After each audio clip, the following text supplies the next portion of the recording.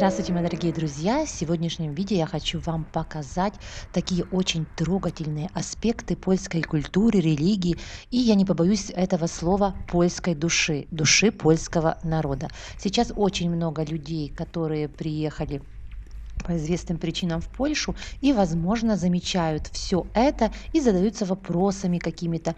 И поэтому сегодня покажу вам, расскажу и приближу вам то, чем живет польская нация. Итак, поехали. Поляки по своей сути это очень религиозный народ. И бытовало даже такое, как сказать, такое по-польски это называется powiedzenie, то есть такое утверждение, что поляк равняется католик, хотя на 100% это и не так, но сущность польского народа это отождествляет. Очень много людей ходит в костел, очень много людей, как сказать, практикует веру, хотя это меняется. Но следы этого всего жизни польского народа и его веры вы увидите на каждом шагу. Вот сегодня я решила заснять второе видео на тему таких маленьких и трогательных мест религиозного культа, которые находятся не только при костелах, но везде, буквально везде. И я вам покажу сегодня эти места. Вот сейчас перед вашим экраном эта маленькая капличка находится на улочке одного крохотного селения. Посмотрите, с какой с щепетильностью, с какой любовью люди ухаживают, потому что никто не заставляет. Посмотрите, это все делают люди добровольно. Они приходят, смотрите, в лампадке горит огонь, кто-то каждый день его зажигает, какие цветы, все чисто, ухожено. И по некоторым капличкам видно, что они новые, некоторые уже не один десяток лет. Посмотрите, как это все выглядит. Оно не заброшено. Еще раз не боюсь повториться, оно ухожено. И каждая по-своему прекрасна, в каждой есть какая-то изюминка. И иногда эти каплички посвящаются Иисусу, очень часто Матерь Божьей, иногда просто только крест. И обратите внимание, в каких местах они находятся. Иногда в одной деревеньке может быть таких мест даже несколько. Вот здесь какой-то заброшенный участок, уже тут видно, никто не живет. Вот. Но капличка в около него ухоженная, красивая, опрятная. А это, чтобы вы могли понять, какое это поселение. Маленькая деревенька. Иногда такие каплички находятся в глухих местах, где никто не видит это место вот так вот, чтобы за ним наблюдать. И нигде никакого спреевания, никакого вандализма вы не увидите. Здесь, посмотрите, на простом дереве вот такая капличка. И также цветы и лампадка. Вот показываю вам улица. Конечно же, здесь она под наблюдением, так можно сказать, но если даже и не под наблюдением, никаких знаков вандализма вы не найдете. И это также очень и очень хорошо свидетельствует о людях, у которых никогда рука не поднимется на такое святое место. Хотя есть люди неверующие, есть разные, но, как видите, такие места в Польше, как бы сказать, не нужно здесь подключать камеру, никто и так ничего плохого им не сделает. Это уже, наверное, на уровне ДНК или выпито с молоком матери вот такое уважение к таким культовым местам. Эта капличка находится, посмотрите, можно сказать, в открытом поле. Никаких населенных пунктов здесь нету в поблизости. Но и посмотрите, есть и цветы, и лампадки, и все в хорошем состоянии. Здесь обычный крест. Но, как видите, можно остановиться, помолиться. И такое отношение очень и очень радует. Напишите в комментариях, или в ваших странах есть такие места. Идем дальше. Вот здесь на остановке автобусной я заметила еще одно такое место. Вот. Очень красиво оно украшено. Посвящается Матерь Божьей. Здесь есть фигурка. Вот. Так что посмотрите, как это все прекрасно выглядит.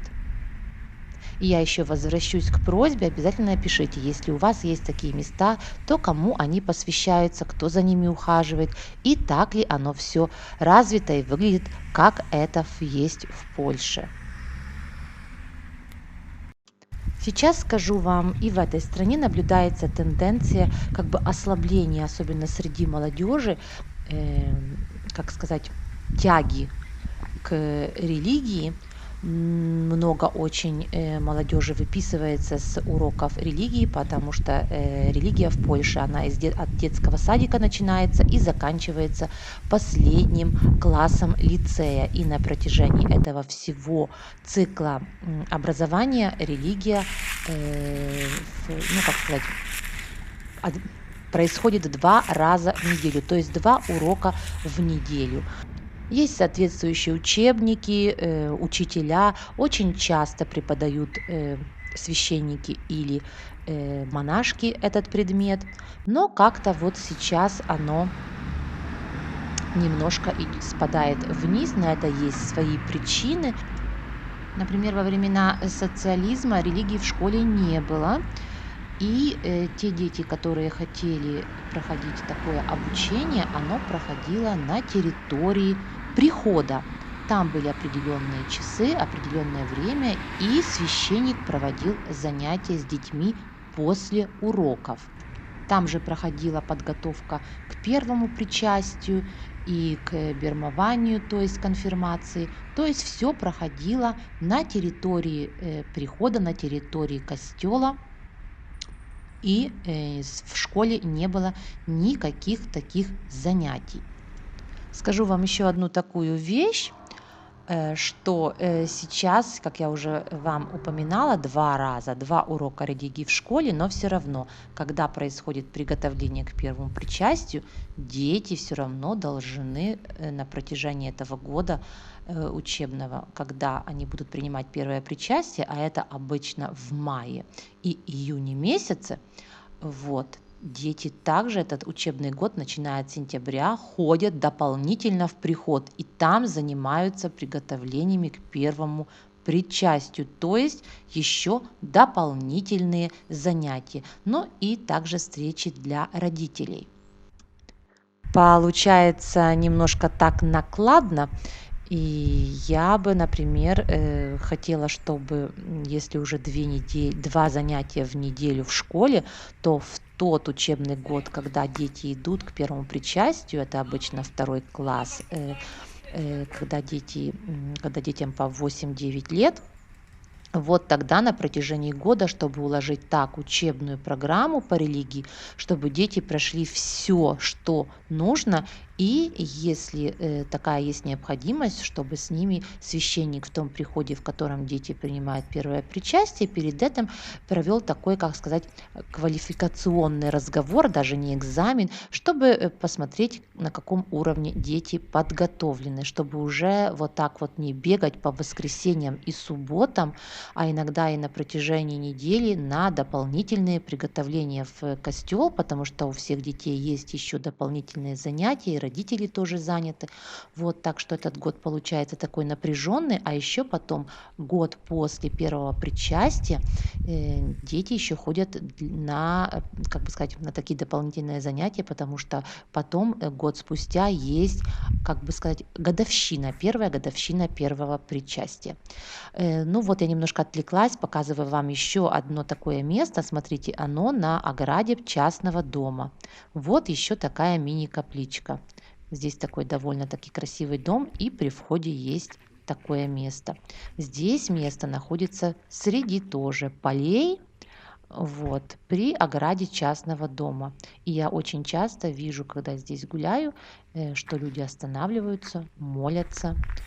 Здесь не так уже очень и шикарно, но все равно посмотрите, есть цветы, есть лампадка, и кто-то за этим ухаживает. Скажу вам честно, что даже вот в таком месте, когда ты довольно долго гуляешь, в таком тихом, спокойном, на лоне природы, это вообще в кайф вот так остановиться и помолиться, когда ты никуда не спешишь, тебе никуда не надо, и вокруг тебя божественная тишина и божественная природа.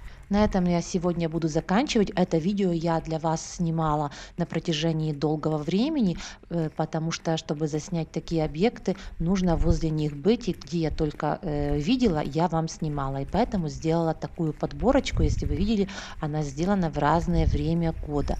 Я очень благодарна вам за просмотр. Обязательно поддержите меня пальчиком вверх и до новых встреч.